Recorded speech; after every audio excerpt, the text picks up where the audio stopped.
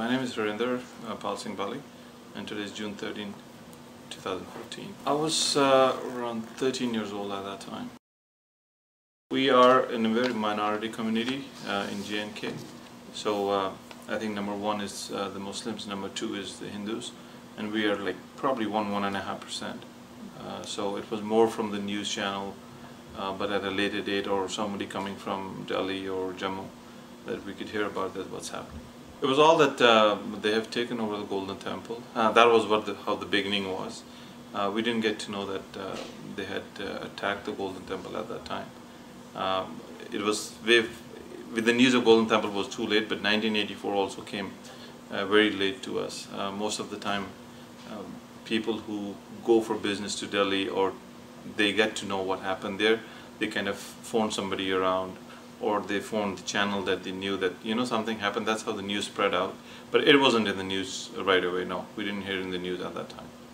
It was from local sources, people who came from Delhi. After 2 days, 3 days, we got to know that. It was sad. It was sad to know that people have been killed, their houses are being burned, they are being looted, their properties are being ransacked. But at that time it wasn't so clear. They were treating it to be as a right, or we were told that this is rights. But later on, when we went through all of this, when we read the books, we read the first-hand stories of the people. I myself, at this date, I call it as a genocide. I would call rights between two communities, but this was not what was a right. It was a genocide on Sikh society. And it could probably happen again. We don't know. The way we are being treated over it could happen again. Baba Singh, he was very clear at this time, because I've heard a few interviews for him on YouTube and all that, and he was always cognizant of the fact that there is something that might come up, for the fact because he knew that how we are being treated. He saw what, like he kind of, he didn't know what Golden Temple was going to happen in June 1984, but I think he had kind of foreseen what might happen afterwards, after the facts, if they take down the Golden Temple. But we were never expecting something like that, that anything in the city of New Delhi, which is the capital of India, it would happen in that part of the country where the media is, where the government is, where the police headquarters is, the army headquarters are there. But we never expected it would happen. Sometimes you think about remote areas, that's understanding, but in Delhi, nobody thought about it. I was in Baramulla, that's the town that I was born in. Yes, I was there. It started to begin with that they have, there are riots, there are Sikhs and Hindus fighting. Indira Gandhi has been shot. And it wasn't clarified that, you know what, she was shot by his own security man. It was said, Sikhs killed Indira Gandhi. Sardaron ne Indira Gandhi ko mara. So the whole community was jabbed together and said, Sardaron ne unko mara, ab Sardaron ko marenge. And later on we recall the statements from Rajiv Gandhi saying that, Bada ped girta hai to dharti hilti hai.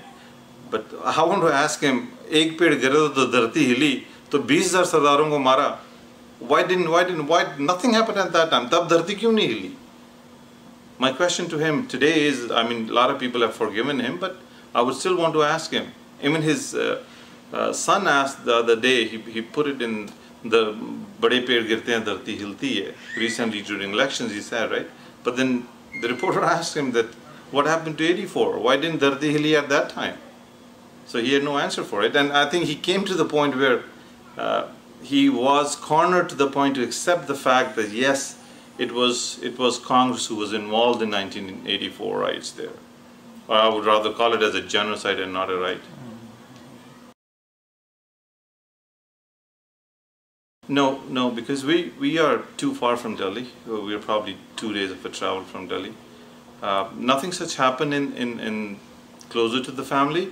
But yes, since we were protesting about this, we were out on the roads about this, and there was an incident that when we were out protesting, there was a Hindu SP Ganju. He came out and he said, you know, either you leave or I'm going to shoot you right here. And he shot 2 Sikh youths at that time.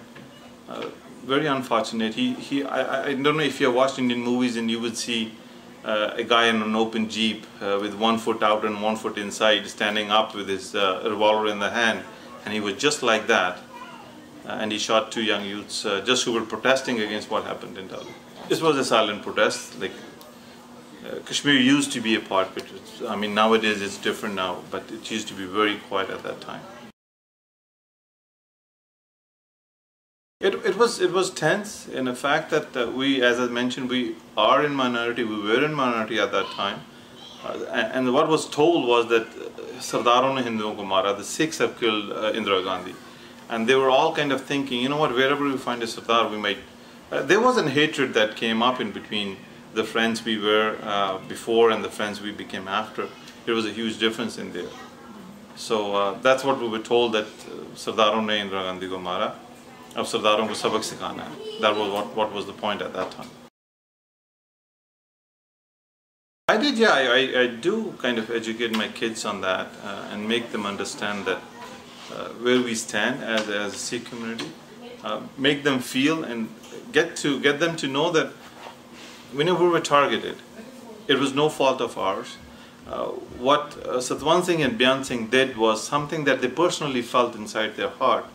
There was a recent movie that came up which kind of has given us an insight of what they thought, rather than people never knew before it, which is that he went to his hometown and he went to the Golden Temple, he heard what was there, he saw the first side of it, and that made him feel that, you know what, I'm not going to wait for anybody else to do something, let me do whatever I have to do. So I don't know why the whole community was involved and taken down just for somebody having his own feeling of that, you know, this is what they have done to my temple, and this should not have been the case.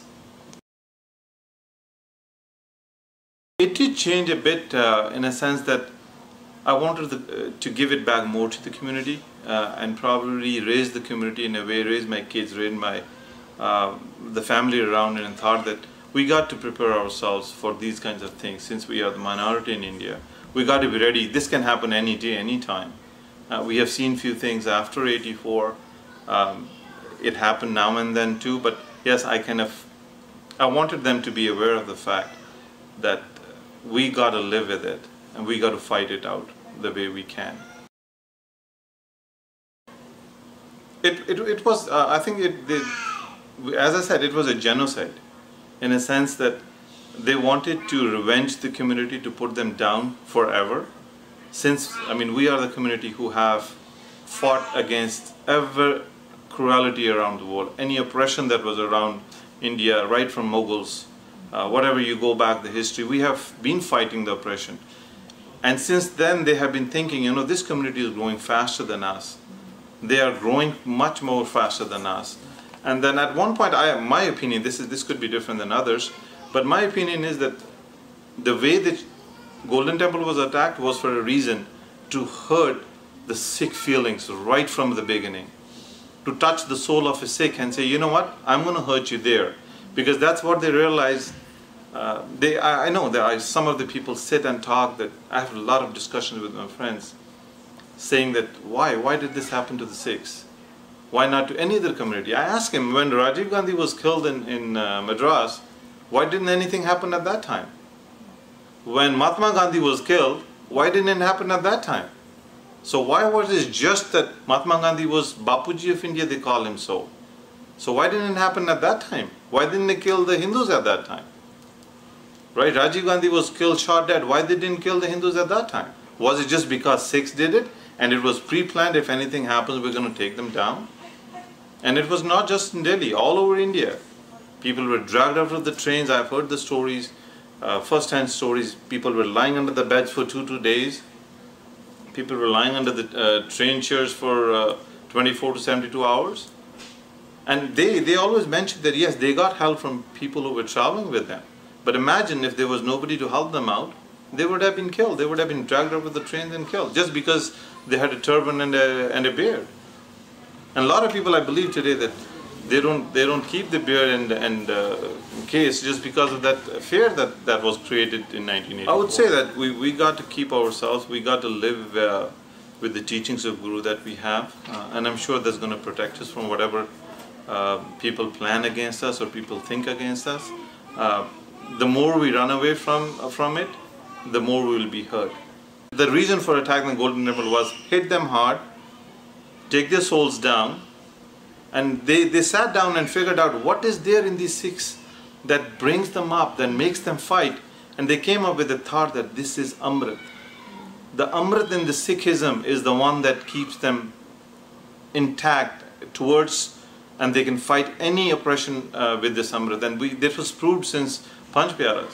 So they thought, you know what, let's hurt them down there. Let's take them away from Amrit. You see what's happening in Punjab. There's everywhere kids, right from teachers to the kids to young, they're all being given medications in drugs and all that, just so that they can pull it away from Amrit, make it a weaker community. And we are down for another 100 years. The way we were treated in 1984, we are behind like maybe 200 years. Because we are away from the religious spirit that we had, the teachings that we were given. That yes, Amrit is the one where they can get together, they can sit together, they can talk together. Now people in Punjab, they don't talk together because they are away from the teachings of Guru. They are more towards drugs, and that's what they get it free, and they did it with a reason. Give them free, let them do whatever they have to do with the drugs, and don't let them come towards the teachings of Guru, towards the living of Guru, towards what Guru has taught them to live their lives, and which is brotherhood. Help others. Guru Tegh Bahadur Ji, he was martyred just because of that. He lived for somebody else. He could have lived for himself, for his family. We would have been much more in numbers. But no, we stood for others. And that's probably what hurts them, that they can fight for themselves and they can fight for others. And they said, this is the one that we need to take them off. And I mean, if we want to stand together, yes, we need to be under one umbrella. We need to be listening to what Guruji said. The holy book is so much in there. Guru Granth Sahib has so much of information in there. We don't need to talk to anybody about it. All we need to get the teachings, learn from there. And I'm sure we'll flourish. We are, there's no doubt about it. And that actually prompted me to come to Canada, just because it was so unsafe over there that I thought, you know what, let's move to a place where there's a little more security than India. This was a genocide against the community. And we will fight for it, whether we have to go to New York, whether it's wherever we have to go, whatever we got to do. We got to go to UN, wherever we have to go, but we should bring it to the point till the Indian government comes up and says, yes, this was a genocide against the Sikh community. And I believe and I trust that it'll happen, might happen a little later, but yes, it will happen. The truth always comes out.